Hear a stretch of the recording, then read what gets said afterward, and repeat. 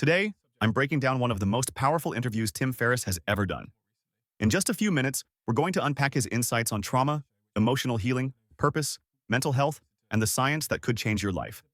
I've compressed a 2-hour conversation into the most important ideas, and I'll add my own commentary to help you apply them right away. Let's get into it.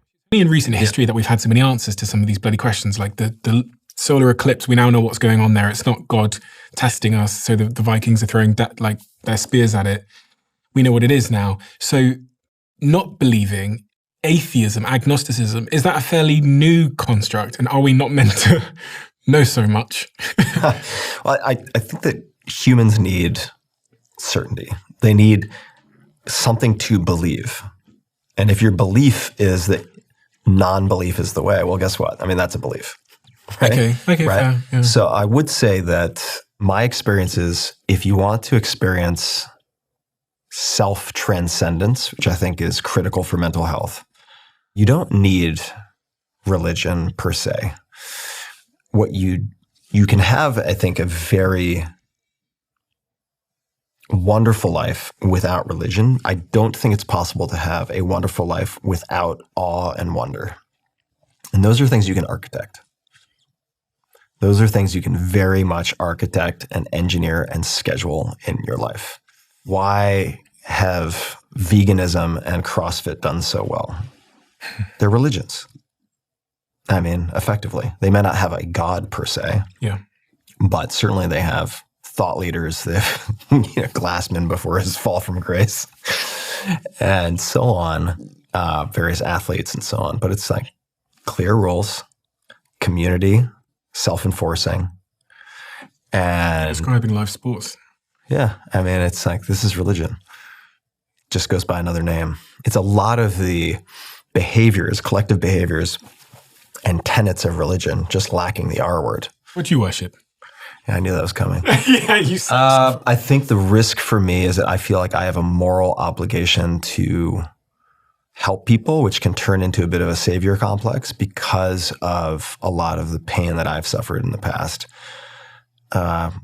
I feel like I am not necessarily uniquely suited, but I have the experience and the perspective that allows me to be credible when talking to people who are experiencing certain types of pain. And that can become a huge, unhelpful, self-imposed burden where I feel a moral obligation to do things at the expense of my own mental health or physical health. So I would say that's something that I have very clearly on my radar as of a few years ago. When did the first domino fall in that regard? In terms of, you mean just general challenges personally? Well, I was, might as well dig into it. So I was sexually abused by a babysitter's son from 2 to 4 on a weekly basis, I would say. Very clear memories of all of it. And that will shape you. I mean, that will definitely shape you. And it can have a lot of effects. It can rob you of agency. It can certainly make you or contribute to me being hypervigilant.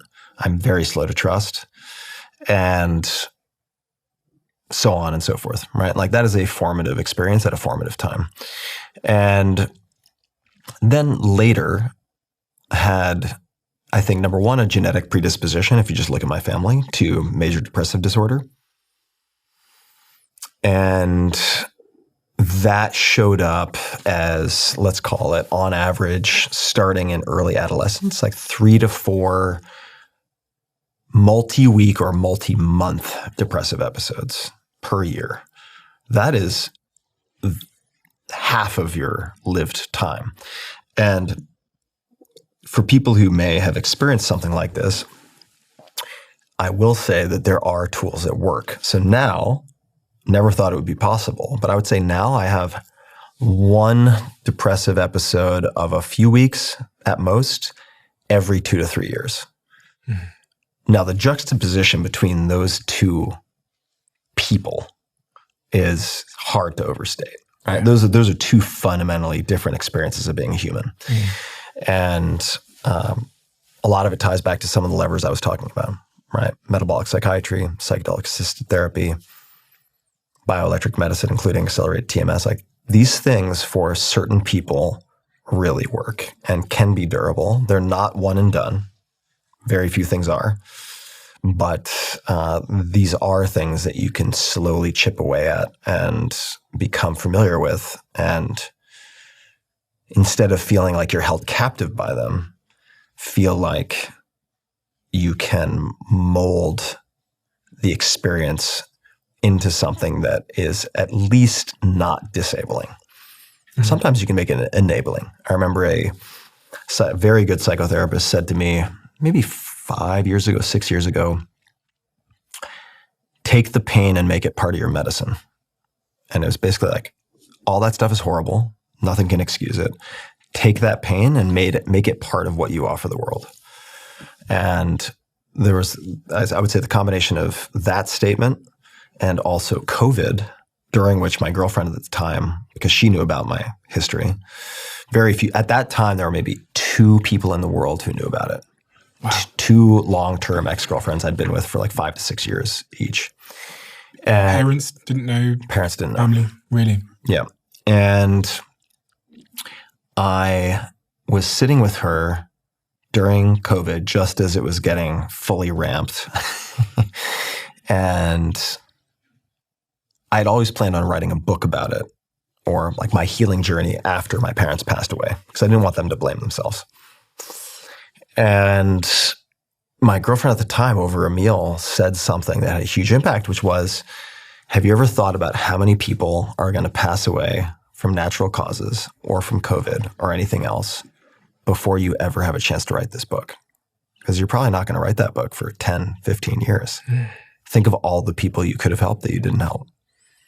And I was like, okay, maybe I should workshop it on a podcast. But keep in mind, none of my family knew.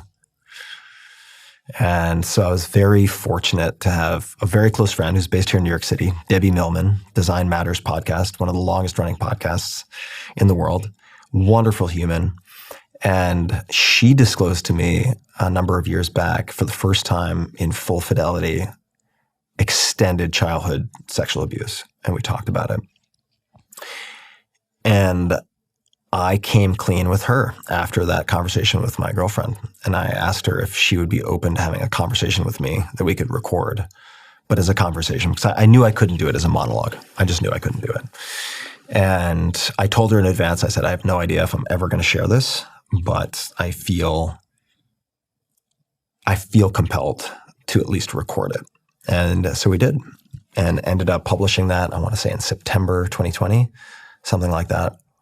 And holy shit, I would say the most shocking thing about that to me, I knew the statistics, right? But statistics are very impersonal. Like these types of abuse, this type of sexual abuse is incredibly prevalent, not just involving young girls, but also involving a lot of young boys. I probably had a quarter to a third of my close friends reach out to me for the first time to talk to anyone and confess that they had had some type of similar experience. I mean, the percentages were staggering. That was really hard. I was willing to absorb it. I have a lot of capacity for absorbing that type of thing, but it was hard because I would get these tearful voice memos from guys who had never told anyone, giving me graphic details of everything that happened. It's just gut-wrenching.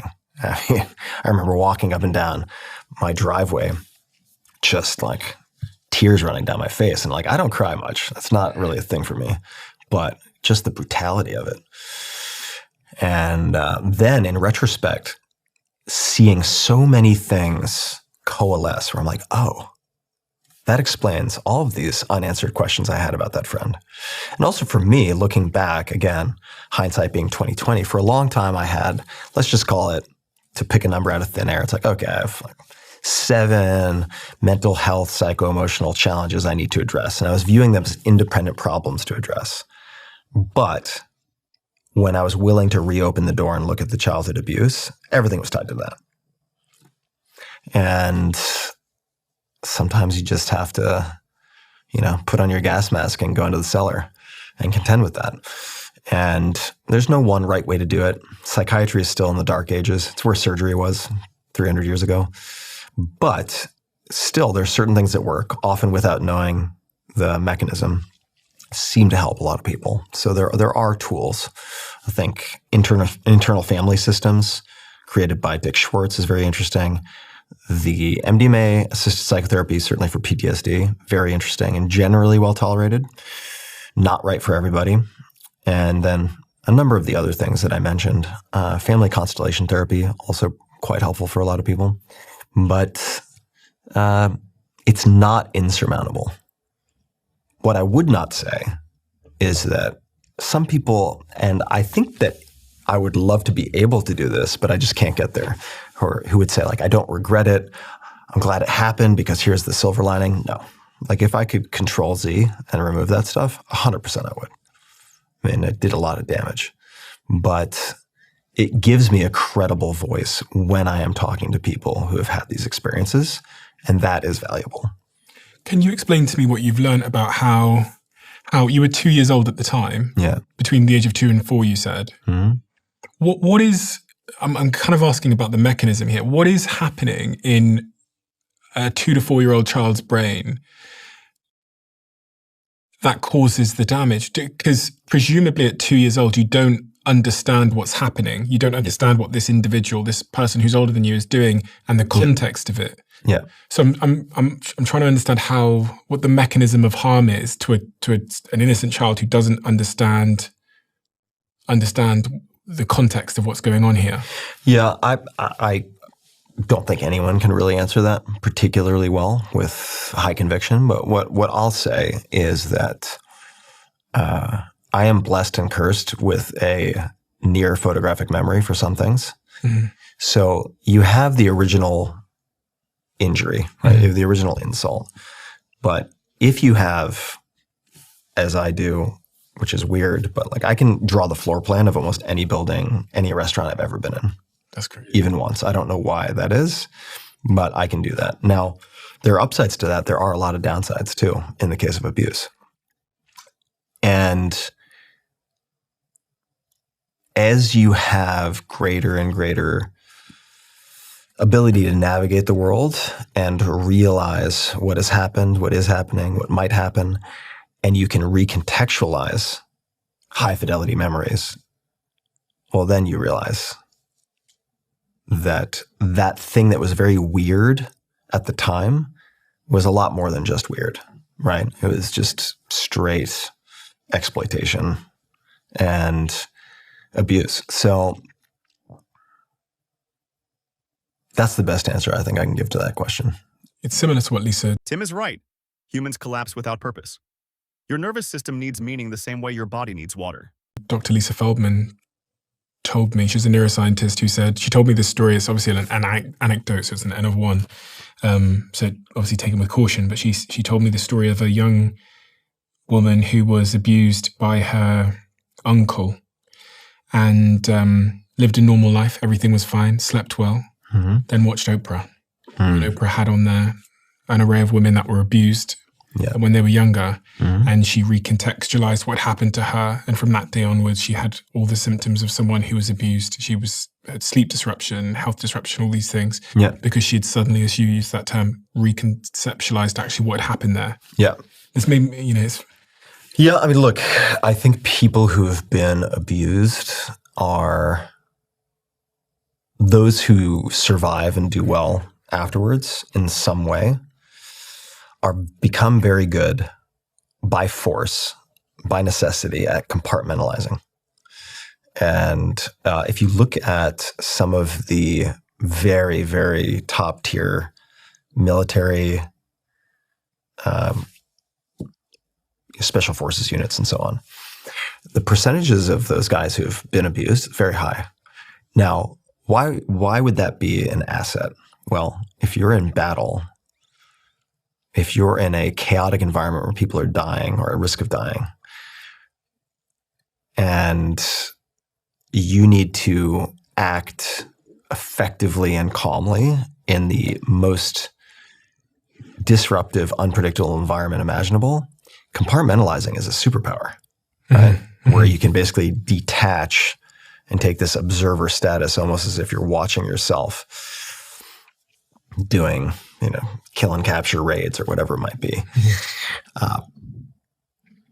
But when some of those folks come back to civilian life, the compartmentalization is a severe handicap and disruptor in family life, right? So that superpower becomes a super weakness.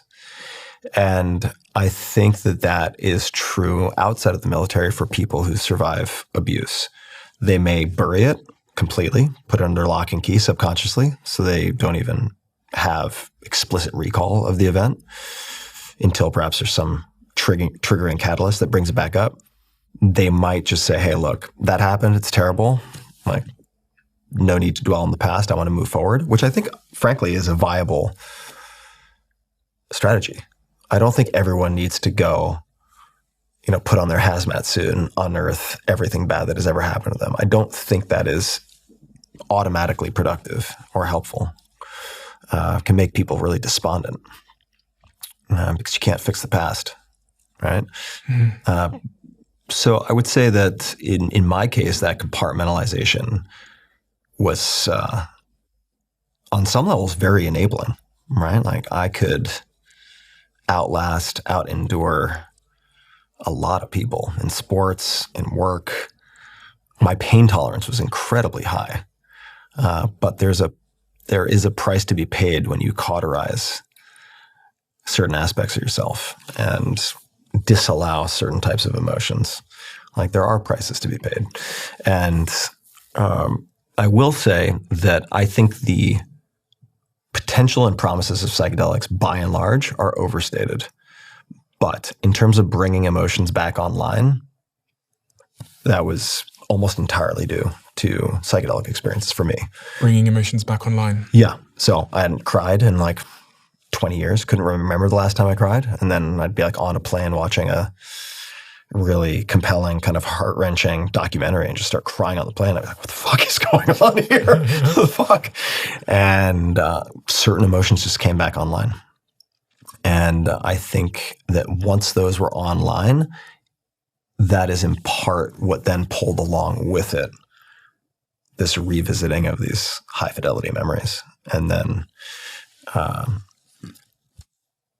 had a very rough period because of that, and ultimately decided, you know what, like this is the lead domino that has already been tipped over, that has affected so many things. I can continue to do patchwork, like remediation with Band-Aid solutions for various things, but I'm plugging holes in the side of the boat, not asking why it's filling with water in the first place. And I just decided, you know what, I'm just going to take 6 months, and I know psychiatry is pretty messy, but priority number one is to try to find some resolution with this. And that's what I did. I canceled everything because I was having basically like a nervous breakdown and wasn't sure I would be able to sort of function in a business capacity anyway. So, yeah, quite the adventure, quite the misadventure. But, you play your hand the best you can. So having a podcast, having the books, having a blog has actually been incredibly therapeutic for me in finding some way to extract value from those experiences. And let me just mention this because I don't make anything from it. If people are going through any experience like this, or if they've had a history of trauma, you can just go to tim.blog/trauma, and it's got the conversation with Debbie. It's a hard conversation, but it also has a list of resources, because what I used as a toolkit and what Debbie used are completely different. So you get two very different perspectives on things. And I would say This moment is unbelievably vulnerable. It reminds us that people you look up to often carry invisible pain. Trauma doesn't define you. How you work through it does. To pick one other blog post in this case that was the hardest to put out, and also that I think I'm proudest of, it would be some practical thoughts on suicide. There's a post called Some Practical Thoughts on Suicide. And I know directly that has saved a few hundred lives. And it details my personal experience of almost killing myself in college, coming very close. Like I had a date on the calendar. And the only reason it didn't happen is because I lucked out. This is luck. So at the time, I was taking a year off of college to work in a few different jobs and ended up being very isolated because my whole class was graduating. My roommates at the time had full-time jobs, so I was just kind of stuck at home working on my senior thesis. Not a good recipe for mental health. And I reserved a book from the Princeton University Library about assisted suicide.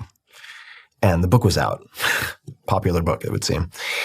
And back in the day, the way the system worked is they would mail you a physical postcard to your address that was at the registrar's office. I had not updated my address to my off-campus apartment. So the card that said, "Good news, your book on assisted suicide has arrived at Firestone Library," got mailed to my parents. And that's what snapped me out of it, was realizing, oh, this isn't just about me. Right now I don't have the plausible deniability. I was going to make it look like an accident. It's like, now I don't have it. That's been taken away. In retrospect, thank God. And so it didn't happen. But the reason I wrote that post is because I was at an event. I was actually being interviewed by Jason Calacanis on stage at this live This Week in Startups event. A few hundred people in the audience, and stuck around afterwards, and a bunch of people came up and wanted books signed and things like that. And there was one really nice guy, well-dressed, had himself put together, who asked me to sign 2 books, one for himself, and then he asked me to sign a book for his brother. And I said, "What would you like me to say to your brother?" And he just kind of froze. And I was like, okay, well, I don't want this guy to feel stressed out. I was like, I'll tell you what, we can figure it out, or you can just leave it to me. There's no rush. Like, we can do this after the event. All right, so took care of everybody else. And then the guy walked me to the elevator, and he explained, he said, "Yeah, sorry about that. I froze because my brother committed suicide." And we kept his room exactly how it was. And he was a huge fan of your writing. And so I wanted to get a book signed by you and put it in his room. And he said, "Have you ever thought about talking about mental health? Because you could really help a lot of people. A lot of people listen to you."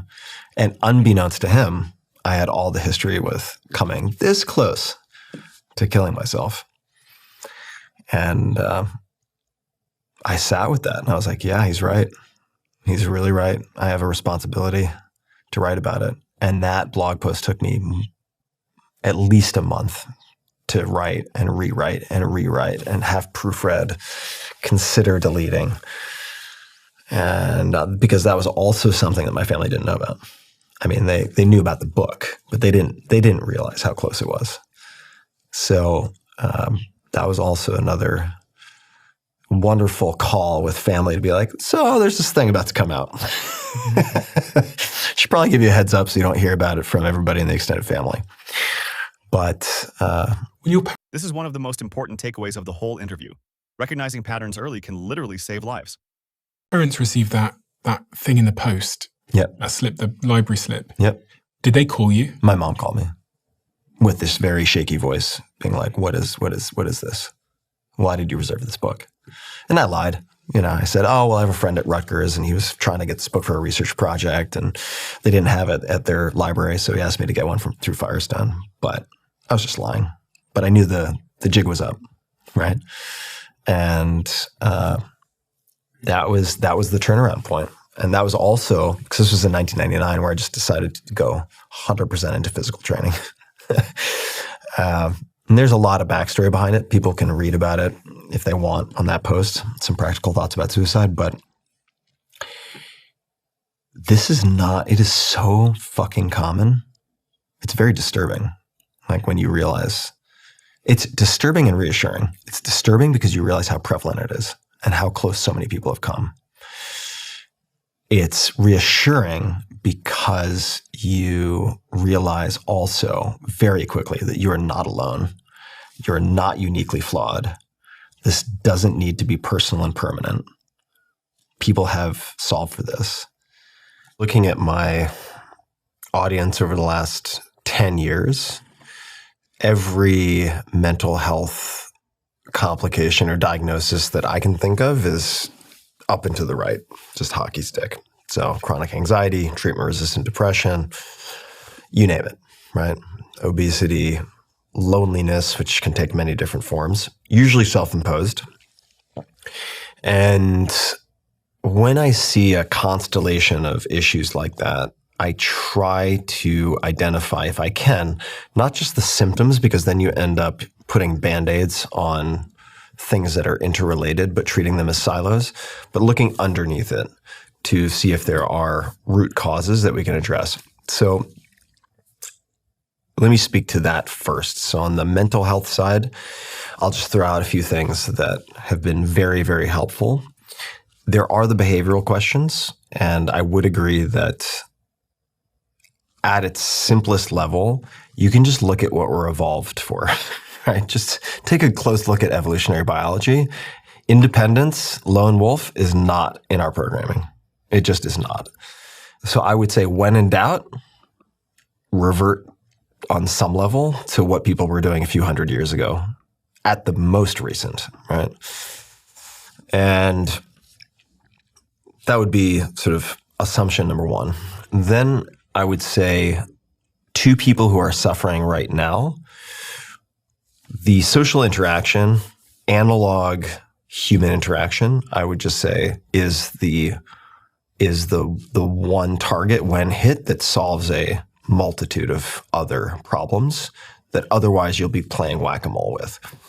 But if there are then remaining problems with, say, chronic anxiety, OCD, when we get into some slightly trickier terrain, schizophrenia, borderline personality disorder, etc., there are a few things. Isolation destroys mental health. Every study shows it. We survive through connection, not independence. The tools exist, the science exists, and the small steps you take every day matter more than you think.